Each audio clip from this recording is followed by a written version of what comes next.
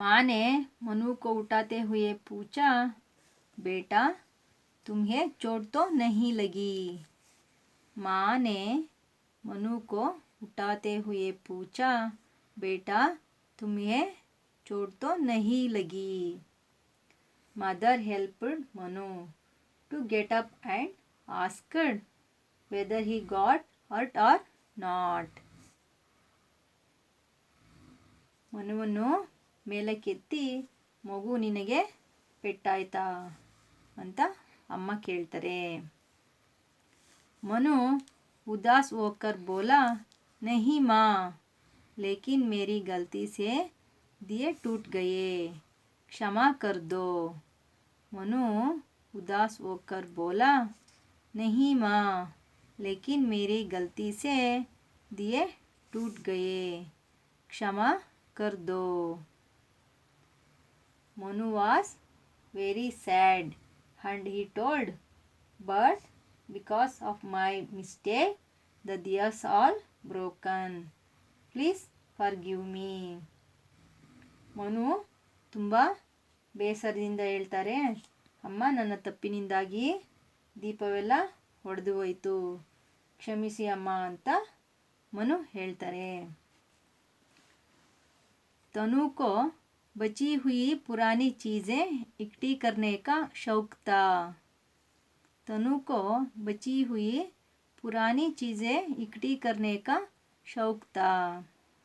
Tanu was having the habit to collecting the waste thing.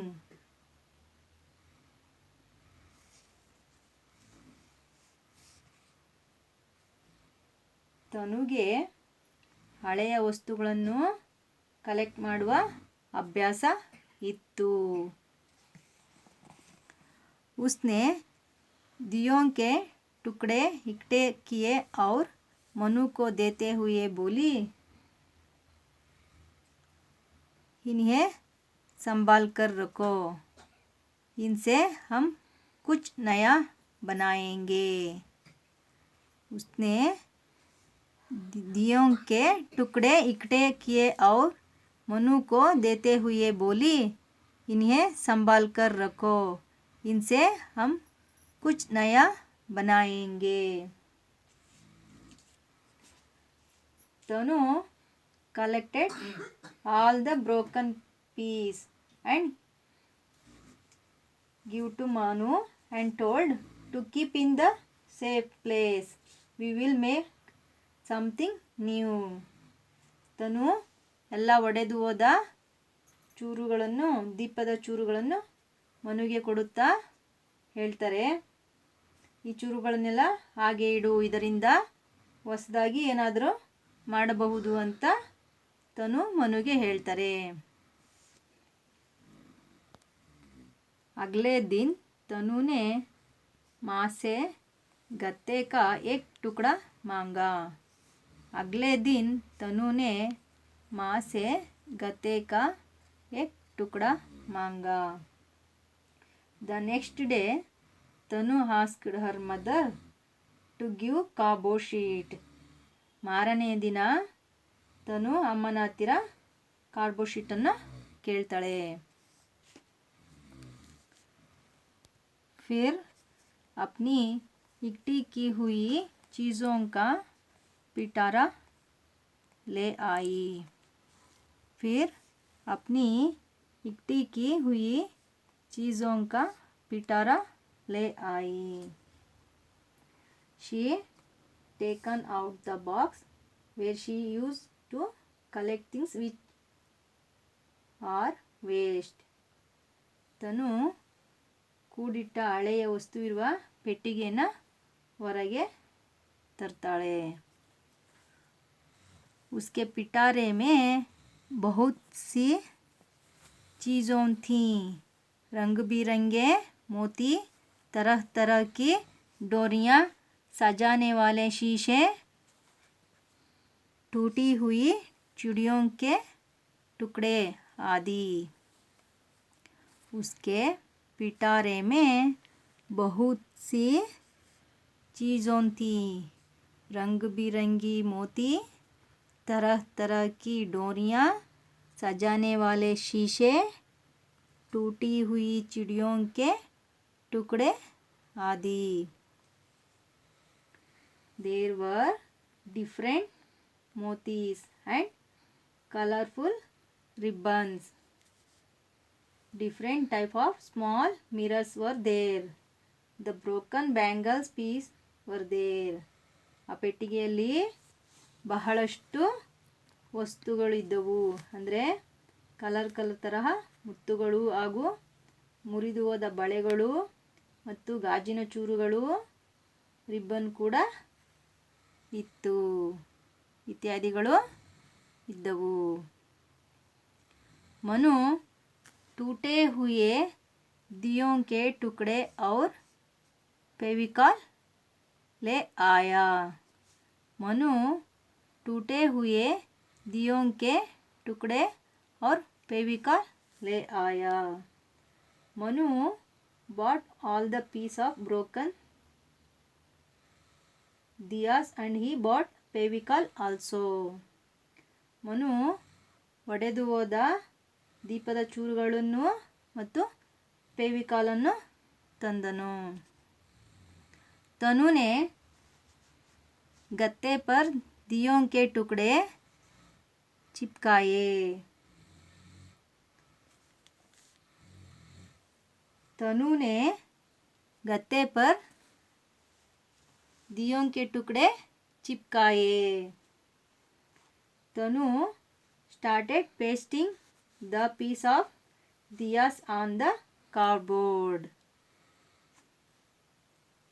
तनु ದೀಪದ ಚೂರುಗಳನ್ನು cardboard ಶೀಟ್ಗೆ ಅಂಟಿಸಿದರು. बीच बीच में मोती डोरी आदि लगाए.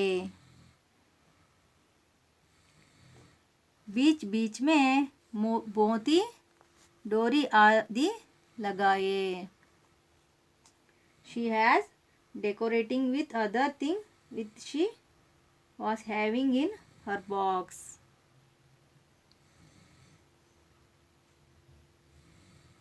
ಬೇರೆ ಬೇರೆ ತರಹದ ವಸ್ತುಗಳನ್ನು ಪೆಟ್ಟಿಗೆಯಲ್ಲಿ ಇತ್ತು.